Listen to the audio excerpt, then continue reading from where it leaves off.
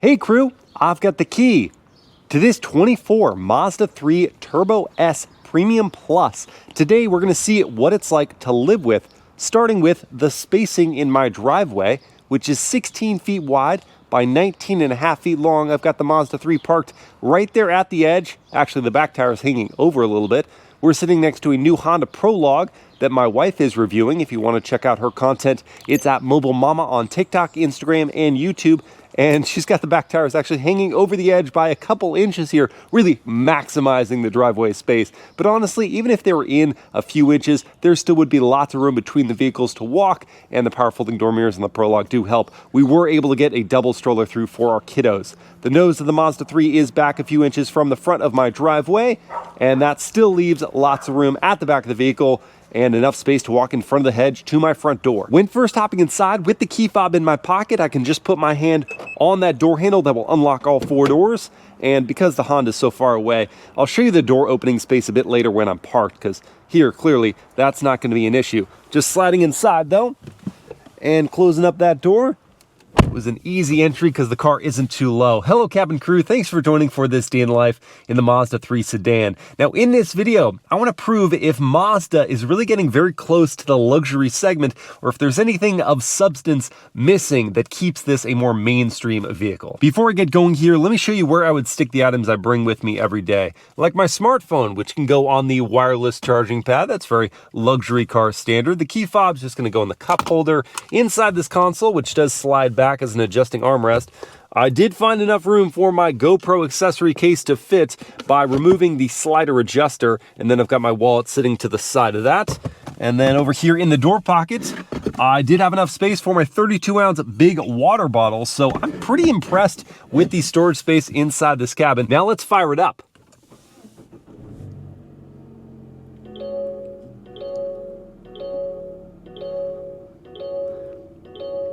Perhaps a little more clamorous of a startup and quite a few more chimes than some luxury vehicles, but let's go hear that four-cylinder from outside.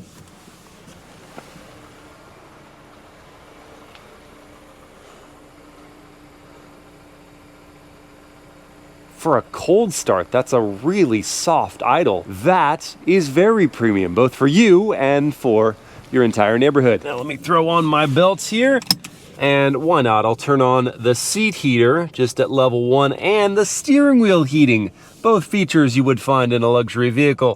Pulling back into drive, making sure the parking brake has been released. Let me just clear some of the frost off the windshield and roll on forward here. And I do have some curb ramps set up to help with the gap at the front of my driveway, but I don't think clearance would be that much of an issue in the Mazda 3 sedan, even without those. And we are going to clear the trash cans here on Trash Day. I will, of course, be starting my day with a cup of coffee, but on my way to the shop, I want to familiarize and feel out the around-town ability of this Mazda 3 Turbo sedan. And importantly, I'm going to look for anything that's missing or subpar from this compared to a luxury car. Things as simple as the seats. The seats are leather-wrapped. They're power adjusting for the driver. The passenger side is not, and that wouldn't fly with a luxury car. But I found a great driving position for myself. I did have to manually adjust this steering column, but it does tilt and telescope appropriately. And I've got nice headroom for myself at 6 feet. And the seats themselves are ergonomically shaped and well padded. I've spent a fair amount of time in this driver's seat for one go without getting out of the seat, and I still felt fresh when I got to that destination. So the seats check the box, and they do have an important feature as I'm getting older: lumbar. In regards to the smoothness of things like the braking,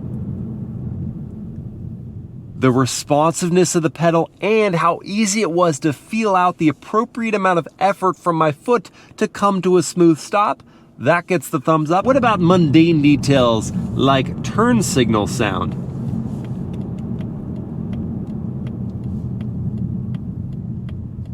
You know, it's neither the most irritating tapping noise nor the sweetest tone. And for smoothness of acceleration, even up a hill, I've got this 2.5-liter turbo 4-cylinder that makes 250 horsepower and 320 pound-feet of torque when I'm using 91 octane gas. If I put in 87, it makes less power and less torque, but it's plenty to get up this hill. Easy on the acceleration, and even though Mazda's still using a 6-speed automatic, they've really got this gearbox refined. I do not notice those gear changes either speeding up or slowing down. Now, while I am stopped here, I've got no one behind me. It's worth mentioning, I don't have an auto hold feature in this car, and I really would like that. Oh, just kidding. I do have that. So if this was a stoplight, not a stop sign in the middle of nowhere, then I could take my foot off the brake and chill for a minute. I should go now. Now, let's say some ignoramus was sitting in a stop sign as if it were a stoplight, and I had to alert them to the fact that they needed to now go with the horn. What would that sound like? Woo. That would get their attention, and it would irritate both you as the driver and them. Hopefully enough to make the move. Okay, so the horn is more crass sounding than luxury vehicles, but everything else is feeling pretty darn posh so far. But I haven't talked about the ride quality yet, because while most full luxury vehicles are using adaptive damper suspension systems, the Mazda 3 has a fixed suspension, and those can be very well tuned, and indeed this is, but because it's trying to be sporty and luxurious, the tuning has to be somewhere in the middle, and so that means that the car is bopping around on the road surface more so than a very well sorted adaptive damper system. And I'm also just generally more aware of the imperfections in the road than most luxury vehicles. It's not terrible. When you go over a big bump, you feel it, but it doesn't rattle you to your core. It's just not as good. But I've still managed to stay relaxed during this morning's drive to Hola Adios Coffee Shop. And it does look like we are gonna have a chance to parallel park this Mazda 3 in not a huge space here. So let me get lined up just right. And we can see the front-facing camera view, but I need the rear view as I go into reverse. And the top view off to the side should be helpful as I get close to that curb. And then adjust. Parking sensors indicate as I'm getting close to the car behind me. And now, into drive. Did I get it in one shot? I think so. All right. That was helpful. And just not being a terrible parker also. Let's get coffee. Ah yes, my struggle with caffeine intolerance continues with this decaf latte. Thankfully, I'm not intolerant to dairy, because that's whole milk, and I've accompanied it with a bacon quiche. That looks delightful, and I will enjoy this while staring at a vacant lot.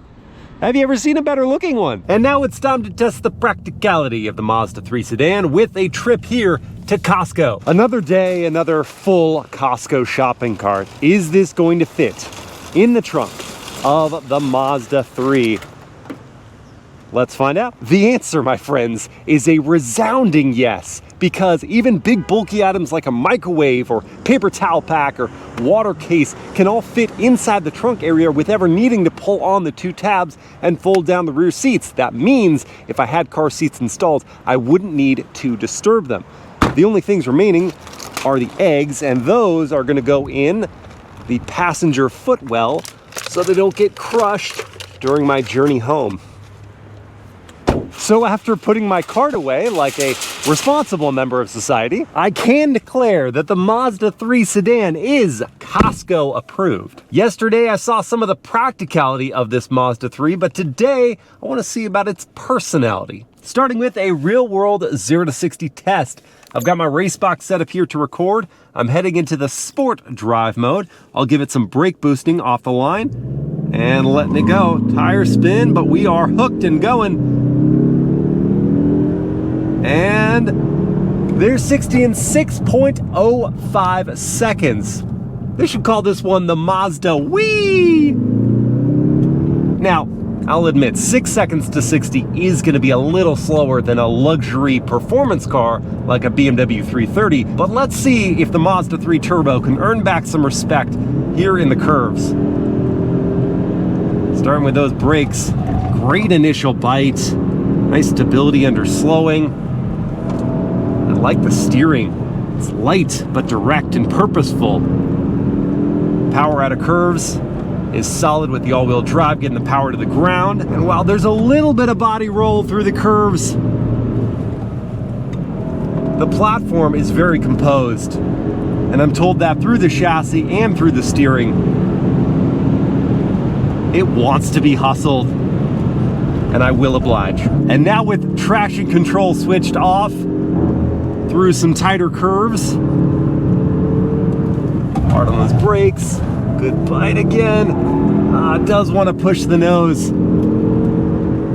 This car could really do with a proper limited slip differential. All right, so the front drive bias does rear its ugly head when you push this car really hard, and the lack of a proper LSD. This car has a brake-based torque vectoring system, but it can't seem to handle the understeer, nor does the drivetrain shuttle enough torque to the rear tires for neutral handling in those circumstances. Otherwise, when driven just slightly under that level of aggression, the Mazda 3 does show off some expense to its engineering and driving dynamics. And there's one more thing that encourages you to drive the Mazda 3 enthusiastically, and that's that it weighs less than its luxury counterparts. So it's perhaps not more all-out capable when you really push it hard, but it is more playful in the curves, and that just puts a smile on your face. Much as I'd like to stay and play in the canyons, I do have an appointment this morning to get to, but that's gonna put me on the highway and give me a chance to see about things like passing power, still within the sport drive mode. Let me try out manual mode and utilize the paddles here on the wheel. Downshift wasn't too slow.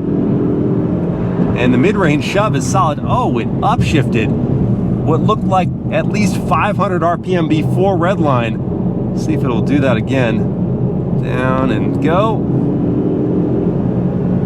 And yeah, it shifted at 5,500 RPM and it redlines at 6,250. What is going on with that? So forget manual mode for really stringing it out, but in the mid-range, there's good shove. So if you spot a gap in traffic, you can make your way over without really waiting too long for the engine to get churning into the meat of the power. Leaving the topic of performance alone for a minute, let me listen to the cabin volume at highway speeds.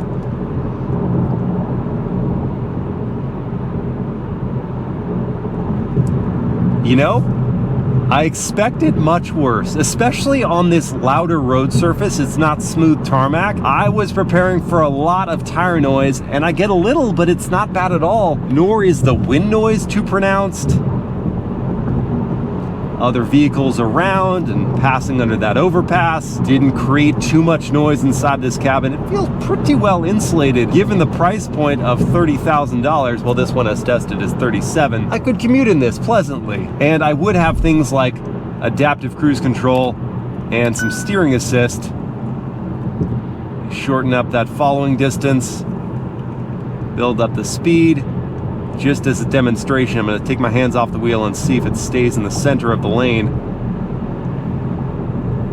which it's doing really well, even as that lane jogs back and forth. Now, it isn't a hands-free system, so it wants my hands back on the wheel, but not having to worry about the throttle and braking in traffic at all levels, heavy traffic, light traffic, and not having to worry so much about where I am in the center of the lane really does reduce the fatigue in longer commutes and just longer drives in general. And for the remainder of my journey, I would like to test out this BOSE 12-speaker sound system that's on this Premium Plus trim, and I can access that through the wireless Apple CarPlay.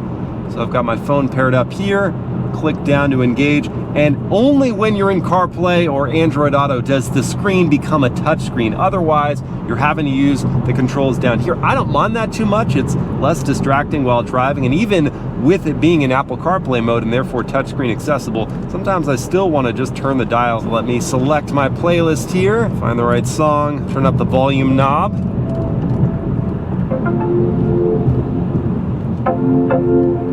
Probably about 60% of max volume.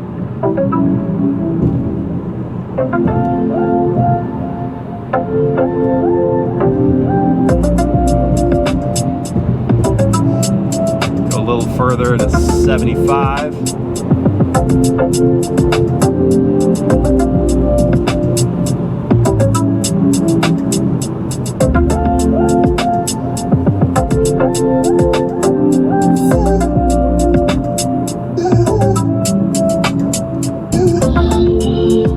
right, so I'm definitely pleased with the amount of wattage, the power output from the system.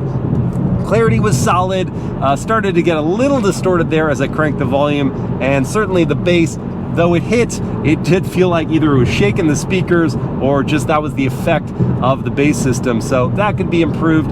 The quality, I'm going to say, is a 7 out of 10. Not bad at all. Oh, and here's something I don't want to forget about. Visibility. You can see so much better in the sedan version of the Mazda 3 than in the hatchback. Out over the hood, no issues. Side glass is tall enough for me, and that back pillar isn't all that big of a blind spot, but we also have blind spot monitoring and rear cross traffic to help out, and the view out the back is perfectly solid. So visibility checks the box in the Mazda 3. You've got confidence moving your way down the road. Now, before I go meet up with Mobile Mama and she makes fun of me, I mean, we get lunch, I do need to put some fuel back in this 12.7 gallon tank. It's not a very big tank. The EPA rates the Mazda 3 turbo sedan at 23 mpg in the city, 32 rather on the highway, and 27 combined. And if I saw the 27 combined, then I'd have a fuel range of about 343 miles, though over the last 150 miles or so, I've been just averaging 23 miles per gallon. And at current fuel prices of $4.49 for 91 octane gas,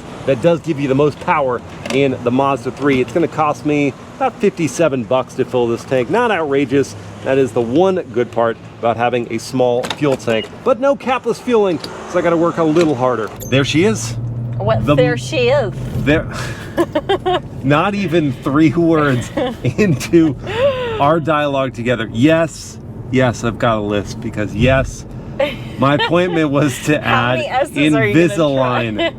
Invisalign. No, it's yes, okay. I got Invisalign for my teeth. You have very straight teeth. Very straight teeth, but my bite isn't perfect. So yes, I'm gonna be lisping at least by myself until she gets Invisalign next. Yeah, you're gonna have it too. So yeah, in a few weeks. We're gonna be a pair, won't we?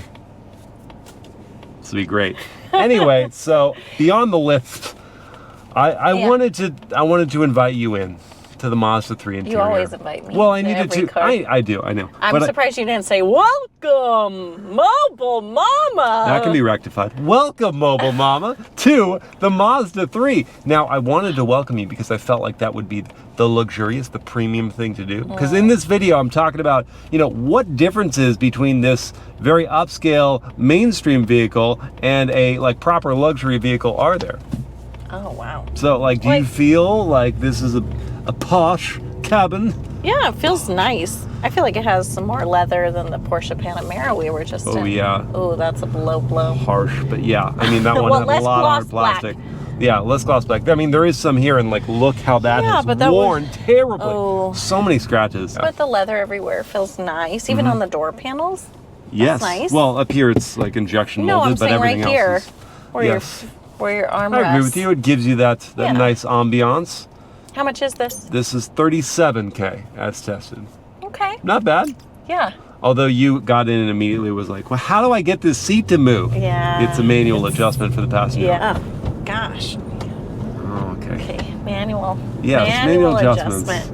Yeah, that's people who are looking for luxury want to do less. Do less. All right, what else would you have to do more of in the cabin in a luxury car? Let's see. Okay, I see that we have heated seats. Yes. They're going to want some ventilation in addition. You can't even get ventilation. And I realize that's not standard on most luxury cars, at least most entry-level luxury. Yeah, but it's not an option. It's not even an option, yeah. And this is not a touch screen yet, correct? Unless you're in CarPlay. In CarPlay it is, but I think that for me is not a bad in terms of functionality. It's just that's kind of the standard for luxury, that you'll have a touchscreen and you don't even have that now. So it's not an option yet again. Yeah. Okay. You got your sunroof. Whoa. Yeah.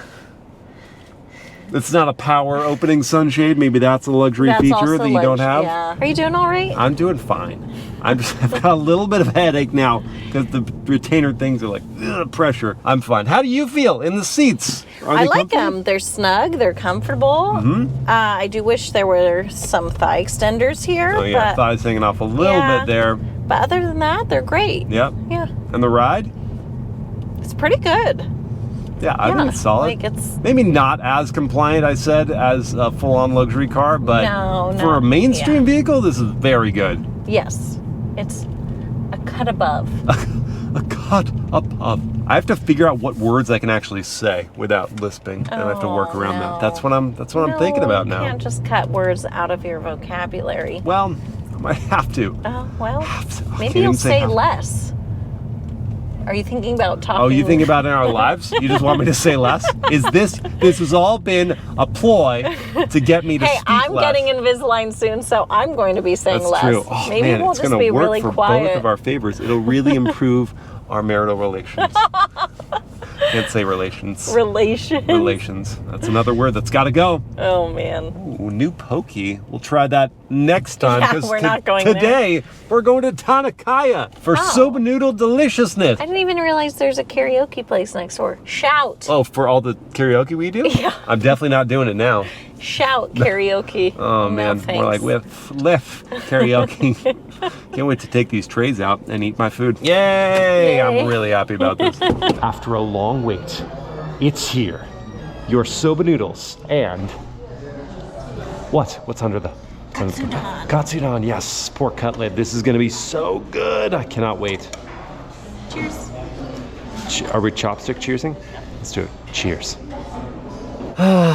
Few things can put me in a better mood quicker while being appropriate, Christina, than eating those delicious noodles and being served by the waiter whose name we don't know, but is the most animated, jovial person I think I've ever been served by. Yeah, and he like dances towards you with your food. Yeah, and he serves the water from like, like pitcher way up here and cup down here, and he just gets that perfect waterfall. And even your bill. I'm not even mad when he brings the check. Oh gosh, yeah, I'm like, oh, give me money. No, it's I don't care. And I'm not sad about tipping him. Yeah. I'm like, you deserve all of it. Maximum tip. Anyways, okay, we're in the back of the Mazda 3. What's it like for bigger people? We'll get into the car seats and smaller people stuff later. But for now, at 6 feet behind my seat, my knees are touching the back of the seat. They're not pressed in uncomfortably.